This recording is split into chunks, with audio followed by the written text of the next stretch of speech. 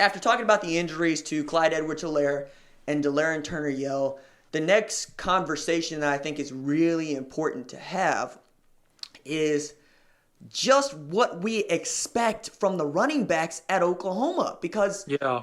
you got Kennedy Brooks, who's a known commodity and everybody trusts. You got Jalen Hurts, who basically acts like a running back in situations, right? I mean, Dave Aranda even referred to Oklahoma's offense as a triple option. But behind him, there's going to be no Ramondre Stevenson, as we reported. You're looking at T.J. Pledger, who has 8 carries this season, 7.8 yards per carry, and then 30 last season for about 6 yards per carry.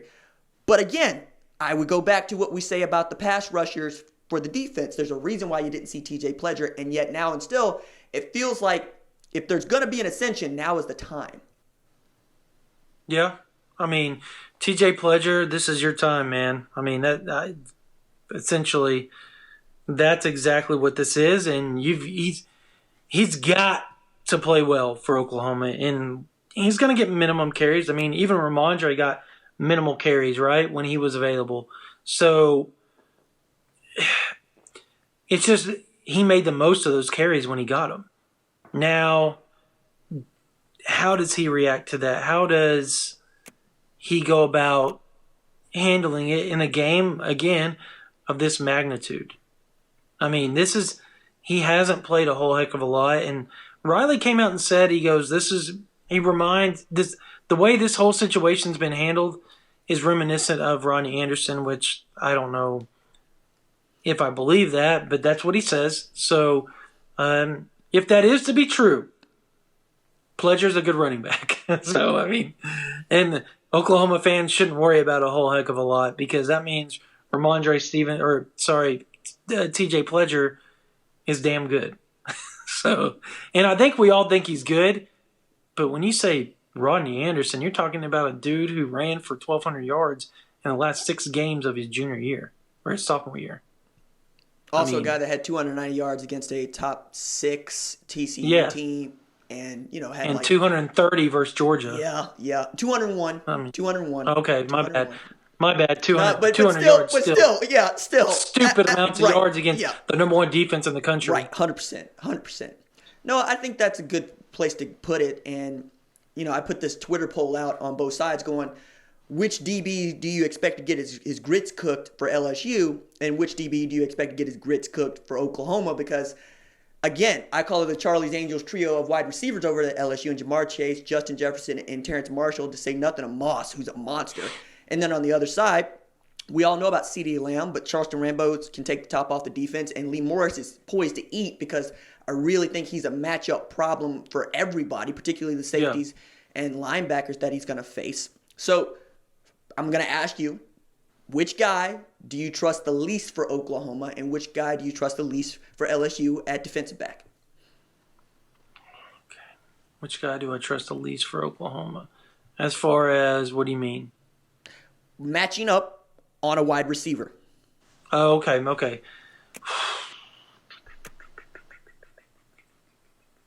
Buki. Ooh, yep, that's a fan pick on favorite. Okay, tell me why. Well, and here's why. I've seen. Okay, are we talking about at safety, or just overall? We're just talking about overall. Oh, okay, overall. And so that could be a linebacker too. No, okay. We're talking about defensive backs. Defensive backs are corners and safeties. Okay, gotcha. Well, I understand what they are. Okay. But I thought when you said matchup, okay. Probably Jaden Davis actually. Just because. That's fair. Yeah, I've seen him get picked on quite a bit lately. It's fair. Okay. And I don't want to say. Pat Fields has played really well, man to man throughout the season. He doesn't really get interceptions, but he's always there to bat the ball down. He's physical. Parnell Motley, I trust him just because he's been unbelievable this year. Specifically Trey gets the last month. Yeah, I mean, my God. Trey, I trust just because he has good makeup speed, but he does get burnt and out of place sometimes. But Davis has been burnt in bad situations and in big situations. and they've been touchdowns when he's been burnt. So, and it's not that he's not good, because he's good. We've seen him be good. He's a freshman. He's taking his lumps. That's just what happens. Period. Yeah, well, even the best freshmen this year in the country. But that's kind of the thing, right? Because people pick on people because they're freshmen, and I think that's been the reason why Derek Stingley's been so good. Like, people really want to remind me that Devontae Smith took one to the house and that Van Jefferson was able to beat him. They don't want to remember that he did a 360 pirouette to pick off a pass from Bo Nix that was meant for Seth Williams down the sideline, or that he had a pickoff in the end zone against Florida, or that he really did show up and shut down wide receivers at Georgia. I get picking on kids because they're young, and you just want to see what they're made of. But at this point in the season, where everybody's played 13 games, yo, man, I'm going to move CD around. I'm going to try to get him matched up on a safety. But believe it or not, I'd rather him matched up on the Jim Thorpe Award winner than Derek Stingley Jr. Right. That's how much respect I have for that kid. Now, that said, I think that Christian Fulton is really good, and he's come on strong the last couple of weeks in particular. But Jacoby Stevens, hey, man, like, if I get him matched up on Lee Morris, I feel good about that. Same thing, and I would say the same thing about Justin Broyles, quite honestly, because a cornerback converted to safety is not necessarily going to get me inspired to think of greatness. Like, I'm still skeptical of Woody Washington at safety because he was so good at corner, and because being a corner means you know what to do with the boundary. It also means that you never learned to apply leverages. You know, like, playing your leverage at nickel and safety is so terribly important. But with Grinch and the way that he calls his defense, the safeties being smart and being where they're supposed to be and basically having your run fits has been the most important part of what they do, because the safeties have played well when Oklahoma gets a pass rush. But ain't nobody been able to get a pass rush against this offensive line. And that's a problem, which means that your pass defense is going to have to be so much better. Did you say nobody's been able to get a pass rush against LSU's offensive line?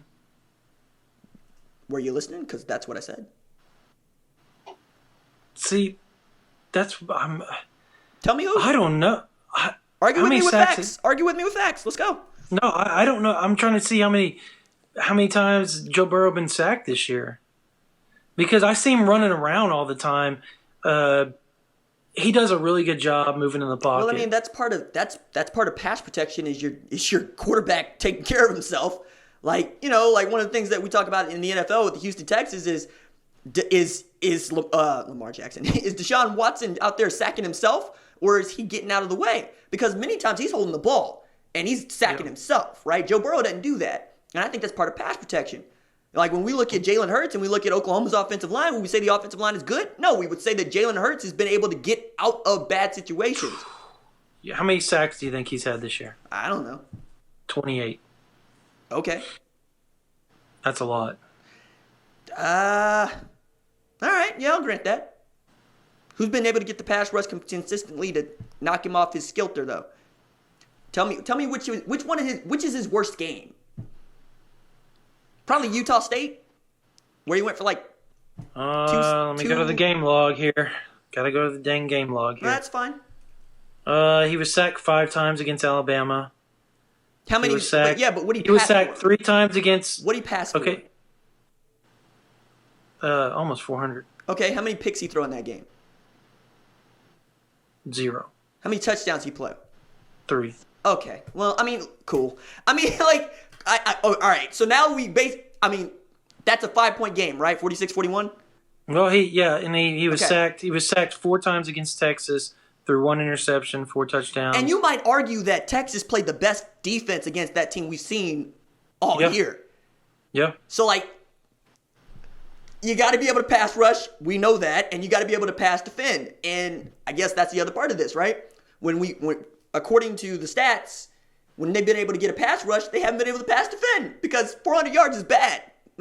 Like, there's no cutting that up to where it's good. So somebody's getting open, or you're blitzing him to get home, and you get home now and again, but he's torching you. So, like, what do you do? Yeah, no, I'm trying to see Jalen Hurts, how many times he's been sacked in 2019. It better be lower than 25. It better be. I think it is. I'm trying to see here. As much as that boy takes off and runs with the football. But you know what? He holds on to the ball a lot, too. He also puts the ball on the ground, but I've been on that perch for a very long time. Yeah, I'm pulling it up right now. So why are you pulling that up?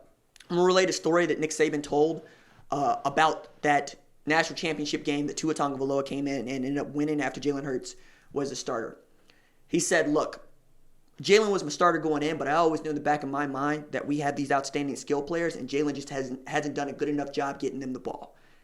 So it wasn't me actually like pulling something out of my behind to say we're gonna run Tua. No, it was always there, and we'd always planned for this." Because I need somebody that can get the ball to these outstanding playmakers that we have. And Tua was that guy. Another thing you needed was not to put the ball on the ground. Because as much as, Tua would try to force the ball, right? But there's a big difference between being Jameis Winston, right? And forcing the ball down the field and actually fumbling the ball because you just don't want to take a shot. Like my really big beef with Jalen Hurts is not really that he fumbles the football. Right? As much as I call it out because I don't think there's any good excuse for fumbling the football. My beef is people are open and he won't pull the trigger. Yeah. That's the thing, right? Or when he does pull the trigger, he pulls it too late. You know, that's the part of his game that I hope he has a Trevor Knight moment in this game, you know, where just like he sees it all and he lets it go. Or he trusts the receivers to go make a play. Because like if I see CD Lamb on one-on-one coverage, I don't care if it is Derek Stingley Jr., I have to take that shot. Because I don't have a better option. You know what I mean? No, I agree. No. Here, he's got 21 sacks, by the way. Okay, so it is lower than 25. Good times. Yep.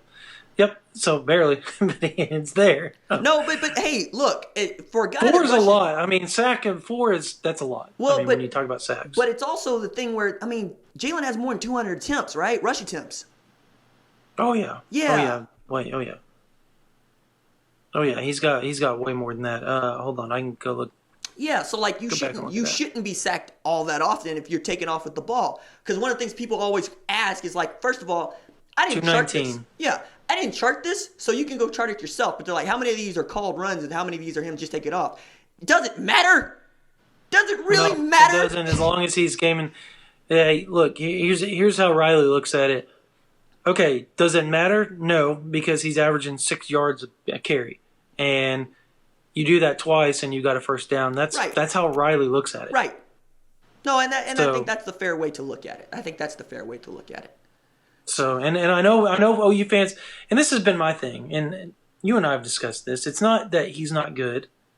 It's not that, and OU fans, some OU fans don't think he's good, and I think they're dumb.